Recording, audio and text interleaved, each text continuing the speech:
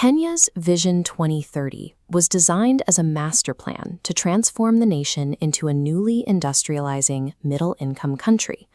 It's an ambition often compared to the road to Singapore, a blueprint for rapid economic ascent driven by major infrastructure and technological leaps. But on the ground, that progress is being stalled by a shadow economy. The 2025 National Gender and Corruption Survey, released by the Ethics and Anti-Corruption Commission, reveals that graft here has evolved into something more systematic than an occasional bribe. This data on corruption as a gatekeeper reveals a staggering reality. 84.3% of all bribes in Kenya are demanded before any service is rendered. The bribe operates as an upfront toll booth. This mandatory entry fee turns citizenship into a subscription service. It creates a physical barrier that prevents millions of Kenyans from accessing their basic rights, effectively locking the doors to national development.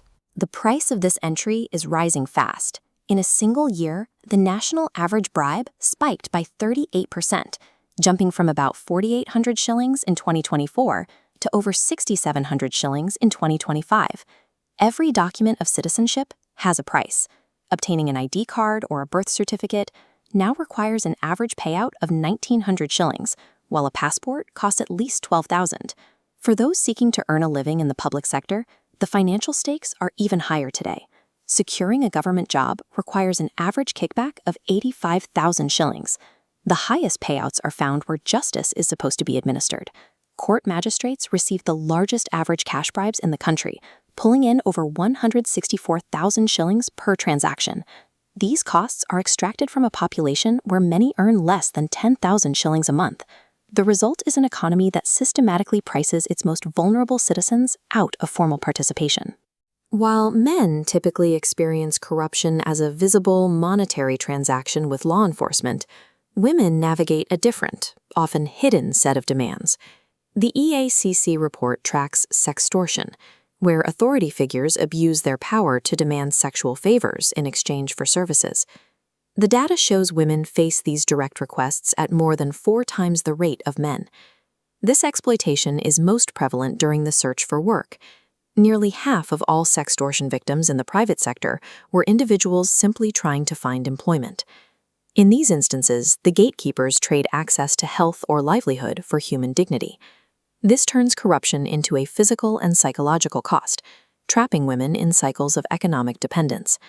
This widespread exploitation remains largely invisible because of a massive culture of silence. In 2025, 98.6% of those who paid a bribe did not report it to any official institution.